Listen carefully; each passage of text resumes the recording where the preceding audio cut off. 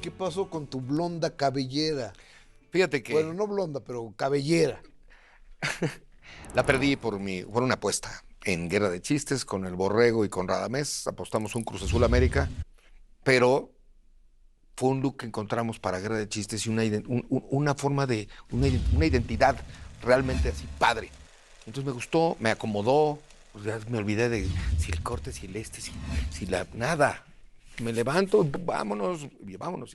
Es demasiado cómodo y además pues ya la gente me ubica perfectamente así, ¿no? Oye, ¿y novelas has hecho muchas? Hice 28 telenovelas, sí. 28. Y también hay un programa en este país y en Estados Unidos y en muchas partes del mundo donde pasa, que es el primer lugar de rating que se llama La Rosa de Guadalupe. Te aventas un montón de capítulos. También, ¿y sabes en cuál hice muchísimos, demasiados, y la gente me odiaba al día siguiente? Mujer Casos de la Vida Real. Mujer con doña Silvia Con doña Pinal, a quien Silvia, le mando donde esté, un beso. un beso enorme. Chivis querida. Sí, trabajé en esa producción muchísimo, pero siempre salía yo de villano. Golpeador, violador, siempre. Necesitaban a alguien que golpeara a un niño, casa sola. Alguien que violara a la protagonista, casa sola. Alguien que golpeara a la señora y a la casa sola.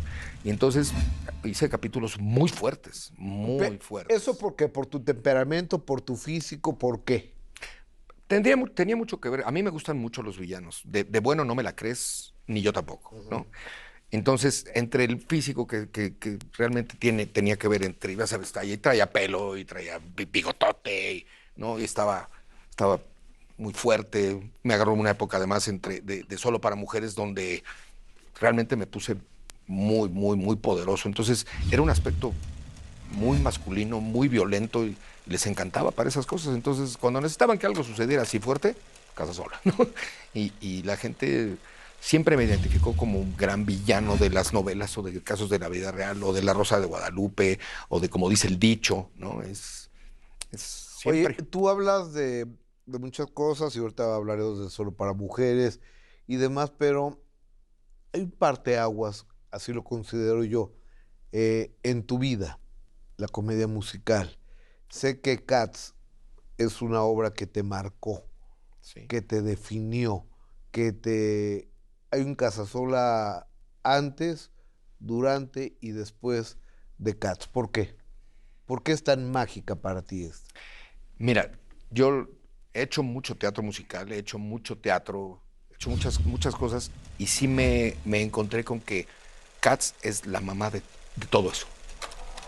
Es donde Está cañón esa obra. es impresionante, es espectacular y es como el eslogan que tiene la obra, es la comedia musical más aclamada de todos los tiempos. Claro. Y te exige muchísimo a nivel actoral, cantante, actor, bailar, o sea, tienes que tener muchas cosas. No cualquiera en México ni en el mundo hace Cats, no cualquiera lo puede hacer. Tienes que tener muchas facultades muy definidas para eso. Entonces, en 1990, que fue la primera vez que me llamó, en aquella época lo manejaban Televiteatro. Fue la primera vez que trajeron un teatro de gran formato, porque aquí hacían muy buen teatro y hacían cosas muy padres, pero traer una obra de Broadway dirigida por los gringos y los ingleses y todo eso era la primera vez. Y entonces era un monstruo, era un verdadero monstruo. Y cuando te das cuenta de eso, dices, híjole, yo de entrada estaba trabajando en esa época con Morris Gilbert, estábamos montando Anjou y me mandaron llamar para hacer el Rom Tom Tugger, el punk rock terco, y les dije que no, muchas gracias, ¿no? Y entonces, en aquella época Televisa no se manejaba como ahora y eran muy estrictos con esas cosas, y entonces me dijeron, es que aquí tú no decides, tú aquí no decides si quieres hacer o no una obra que yo te llame. Aquí yo te llamo y la haces. Se acabó la historia. Oye, pero estoy trabajando, me importa poco. Me importa poco, no estás trabajando, renuncias y te vienes a hacer esto. Pues no. Pues no. ¿Cómo ves que sí? Y entonces te obligaban a hacer las cosas. Y yo en la primera temporada fui obligado a hacer Cats. Obligado por una maestra que finalmente después pasa el tiempo y dices, qué sabia era esta señora, ¿no? Cali Domínguez y Fernando Moret. Me metieron ahí y me dijeron, esto es la experiencia más grande que vas a tener en teatro. Y sí es cierto, fue es un monstruo. ¿Y cuántas Ahí, representaciones hiciste? híjole, ya en total, en las 3 representaciones, en las 3 temporadas que va de Cats, porque la primera la produjo Televisa, la segunda en 2013 Gerardo Quirós, 2018 Gerardo Quirós, y próximamente en el 2000, ahorita en 23 seguramente se montará. Yo debo llevar más de 2.500 representaciones.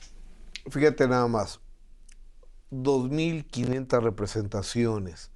De a 2 horas estamos hablando de 5.000 horas de tu vida. Y si esas 5.000 horas le agregamos por lo menos otras 20.000 de ¿De ensayos, ensayos? has dejado muchos meses y años de tu vida Muchos. en Cats.